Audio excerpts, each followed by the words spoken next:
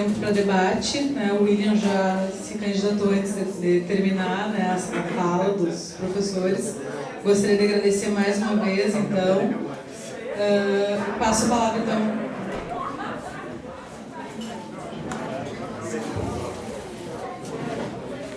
Boa noite, parabéns, professores, pela preleção de vocês, pela fala de vocês. Assim, eu observei que a fala de vocês se centra bastante na análise da laicidade interna ao Estado brasileiro.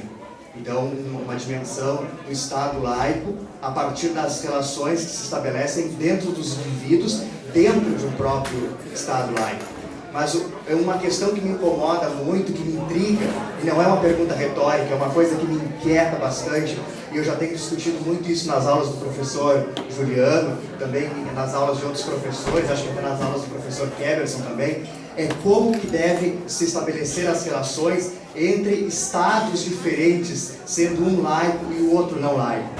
O professor Keverson aqui trouxe muito bem, né, exemplos de 3 estados reconhecidamente religiosos, o Vaticano, o Israel e o Irã, respectivamente, né, catolicamente religiosos, judaicamente religiosos e islamicamente religiosos. Em contraposição, o Brasil, que ao menos teoricamente, dizia o professor Keverson, é um Estado laico.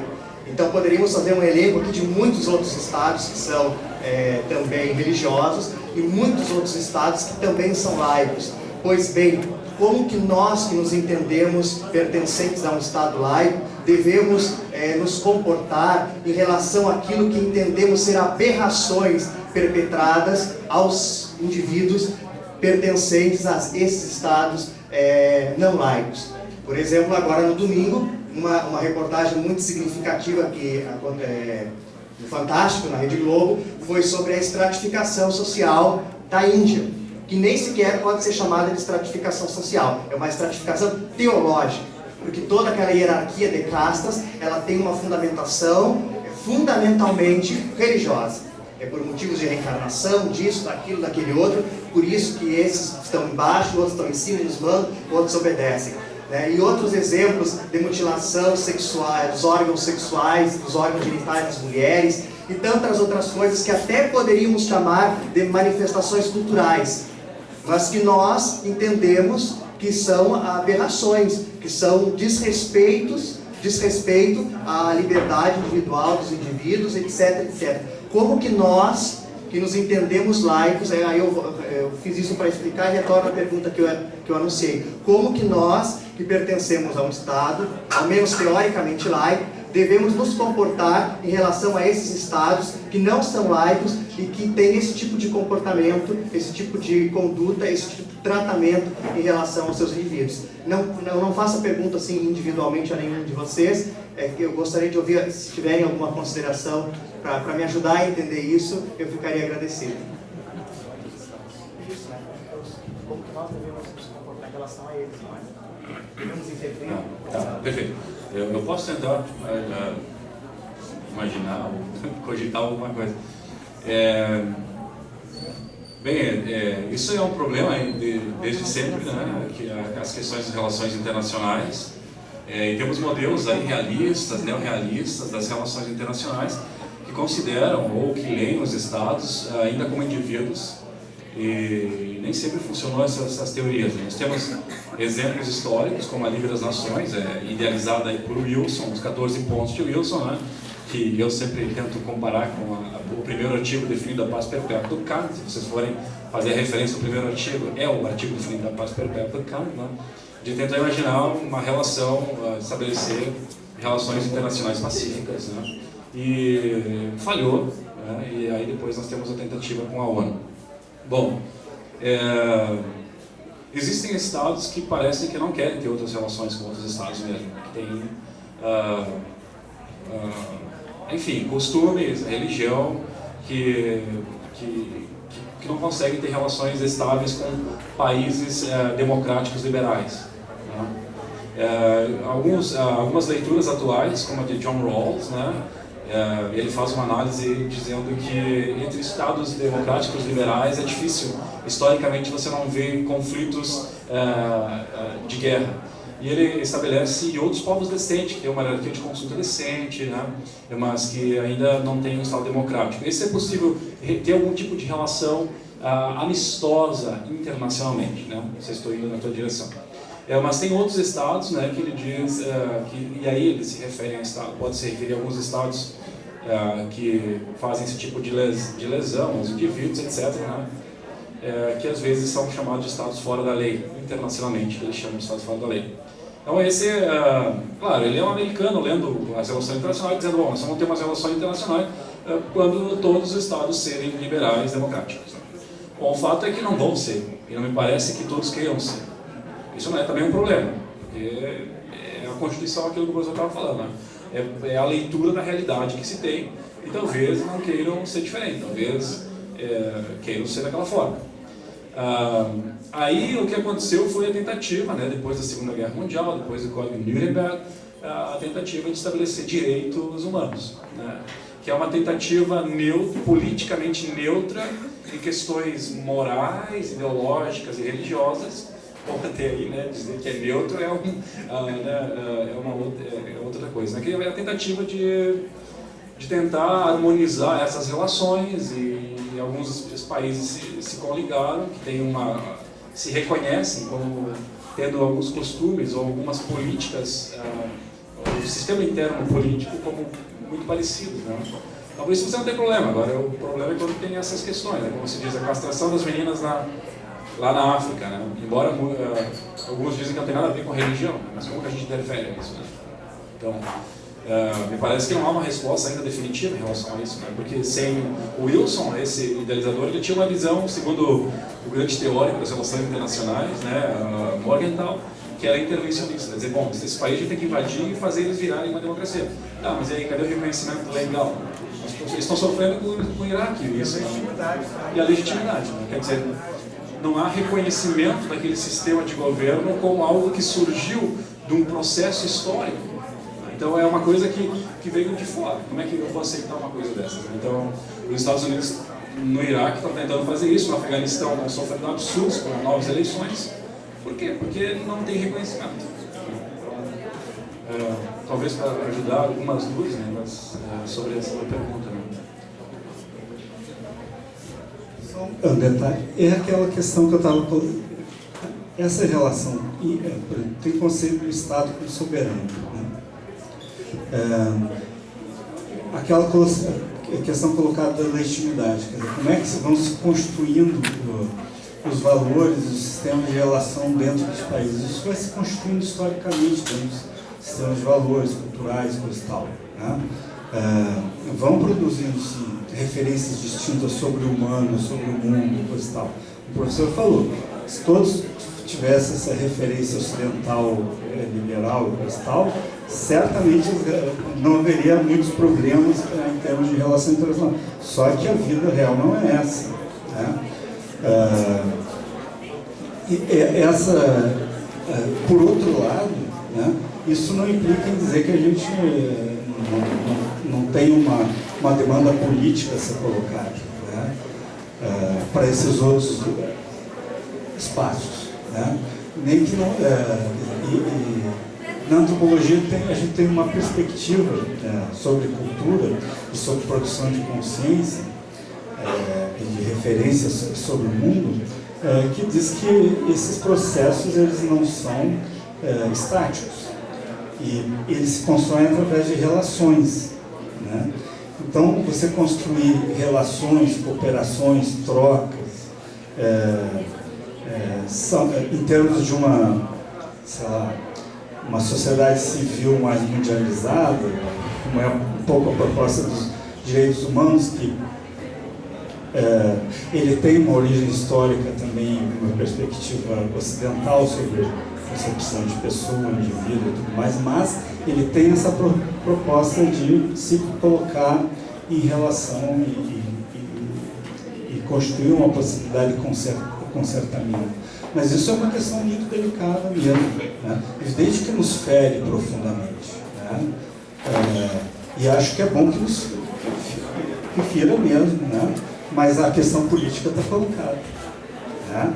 Como produzir? Você não essa solução é a pior de todas. Vai lá e faz os sujeitos aí virarem democratas e liberais. E vai embora depois. Né?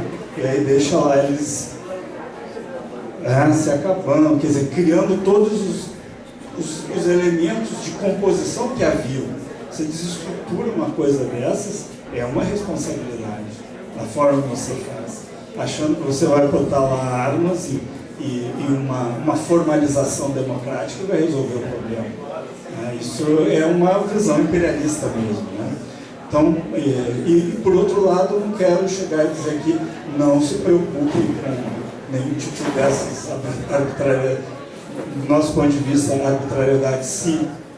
Né? A questão é como chegar aí, e eu acho que, por exemplo, as mulheres muçulmanas entrarem em contato com mulheres ocidentais, você fazer hoje a tecnologia, os meios de comunicação permite, infelizmente, uma troca grande, né, de comunicação, de associações, e não é na ideia de, ok, eles vão lá libertar aquelas pessoas, não é transformar o ponto de vista numa relação aberta, né, do ponto de vista de uma interlocução. Né, e é só por aí, não votando. É o meu Só comentar rapidamente, acho que é um tema muito difícil. Tudo que eu disser é chute. Mas, obviamente que eu concordo com os rapazes, que não tem uma forma de imposição. O Ocidente resolveu algumas coisas para o Ocidente e que ele não pode impor, entende? Óbvio, uma mulher ocidental, determinadas coisas são impossíveis. Agora, tu não pode impor essa condição a outro. Né? Até porque o sistema de castas na Índia já não é mais legal. Né? Então, na verdade, mas isso é um processo que vai ser muito longo. Não é um processo que tu consiga dizer, bom, a partir de hoje não tem mais. Entende? Então, culturalmente, tu não pode mais discriminar, ser justo com o outro. Bom, mas as pessoas não vão resolver isso a partir de um processo legal, entende?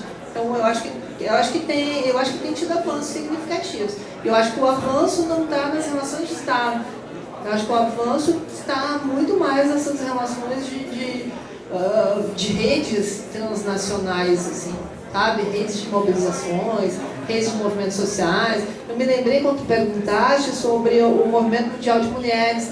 E eu estava lendo um texto sobre isso e elas comentando o quanto tinha um olhar ocidental montado em cima e o quanto elas tiverem que para constituir uma rede transnacional, assim, uma rede transnacional trazer todas as mobilizações de diferentes lugares e diferentes perspectivas para dentro tu tem que saber muito, porque o problema que alguém tem lá no país da África é completamente distinto, entendeu? Então eu acho que a gente vem avançando, mas obviamente o avanço não pode ser imposição, porque aí, bom, intolerância ninguém quer, né?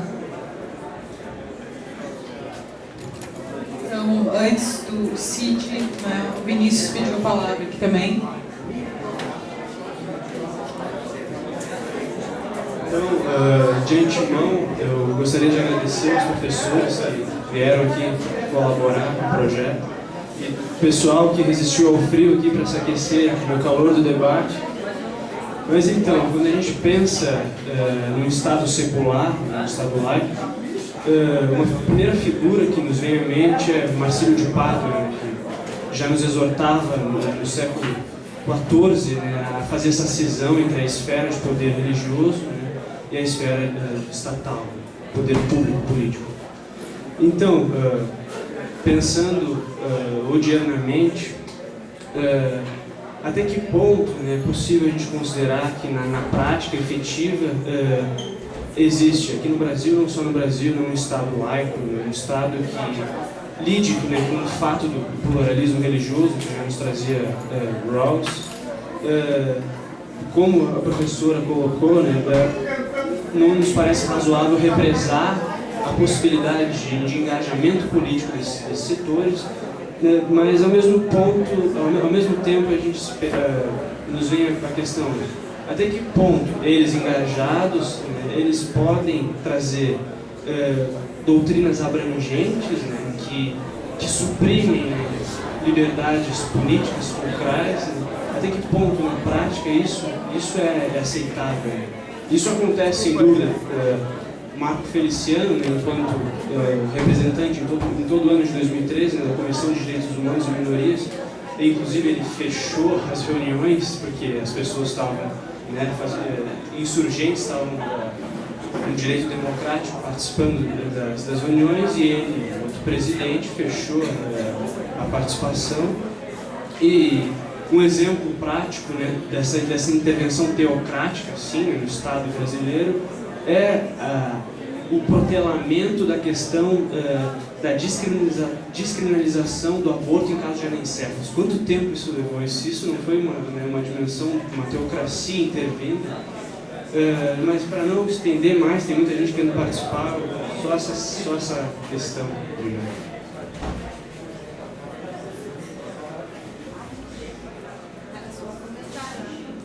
Eu só ia comentar que eu acho que assim, ó, em relação ao Feliciano, ele não é um bom senso nem interno, né? A gente tem que pensar que quando a gente pensa numa bancada religiosa, ela é coesa até o limite. Ela é coesa até que a relação de poder, até que o poder seja maior, entendeu? Então, eu acho que quem ganhou ali com o Feliciano foi o Feliciano, entende? Quem estava ganhando era ele, o indivíduo parlamentar. Ele estava fazendo campanha para ele mesmo. Acho que muitas das questões que se colocaram não viram necessariamente votar numa comissão não é necessariamente pela lei, né? Então, de fato, tu tem muitas esferas que tu tem muito mais debate do que a possibilidade real de fazer modificações. Para isso, ele tem que conseguir muitos outros, né, acordos e uma diversidade de outros atores que joguem com ele. Por exemplo, quando há esse temor, né, que as pessoas dizem, daqui a pouco os caras estão crescendo, pô, eles não vão crescer tanto, se eles crescerem tanto assim, acabou o Estado laico brasileiro, né? Entende? Então não tem mais, a gente pode ir para o Uruguai também, que vem perto. Entende? Eu fico pensando, ainda bem que é perto. Porque se tu diz, bom, se não tem, quando eles foram 513, é melhor ir embora mesmo. Porque aí eu acho que tem uma questão o meu olhar, parece brincadeira, deboche, mas o meu olhar sobre isso como é que eu vou dizer? Eu acho que não tem tanto espaço de poder, né? De fato não tem. Eu acho que tu tem retrocessos e eu acho que tu não tem muitos avanços no Brasil em relação, por exemplo, tem temas tabus na sociedade brasileira. Eu vou dizer, não é tabu nos evangélicos, se fosse, já teríamos resolvido. Entende? Não é pentecostais ou nem nos católicos. O aborto é um tema tabu no Brasil. Enquanto ele não sair da esfera do privado, das relações privadas, me desculpe, da esfera da moral, quem tem grana pode fazer aborto, quem não tem grana está fazendo no sistema público, e de algo sério na sociedade brasileira, tu não avança agora. Não há interesse de algo sério. Só o que defende isso são os movimentos de mulheres e os movimentos feministas. O resto da sociedade não quer discutir isso, entende? E continua fazendo. Tanto que, por exemplo, a bancada feminina não propõe, embora exista uma bancada feminina, que foi o que avançou na Constituição de 88, os movimentos feministas não propõem um plebiscito sobre aborto que vai retroceder, entende? Esse é o olhar. Então, quer dizer, tem um negócio anterior, entende? Que eu acho que tem que ter um diálogo que aconteça na sociedade, que não está acontecendo. Então, entende? Porque ali tu tem uma defesa de uma verdade, entende? E tem uma multiplicidade de verdades. O que eu fico tentando, na minha perspectiva, eu acho aqui nas aulas da teoria democrática, sempre destruir o processo da democracia como ainda limitado em relação ao que ele tem que ser, mas como uma coisa permanente que está sempre em disputa. Não tem um conceito hegemônico de democracia, nem de democracia, entende? Para dizer assim, existe uma democracia que é melhor. Não tem. né? Existem disputas aí de modelos e no qual essas disputas discursivas acabam gerando realidades. A gente tem que limitar essas disputas. Agora, eu não sei o quanto a gente tem força para limitar o espaço democrático nesses casos. Quando dizer, ele não é democrático, entende? Mas alguém se sente representado pelo Feliciano, senão ele não era eleito. Entende? Uma questão que eu acho que é boa para pensar é o seguinte: uma das vantagens do Estado laico é justamente ter os elementos formais para tentar suprimir esse tipo de desenvolvimento desse tipo de perspectiva ideológica mais abrangente, totalitária e tal.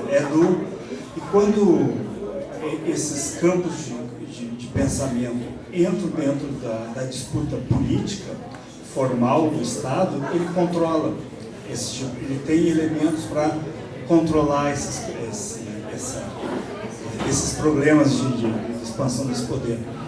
O problema maior é quando está fora, esse poder está fora desse espaço formal da política. Que é o exemplo que você deu sobre a questão do aborto.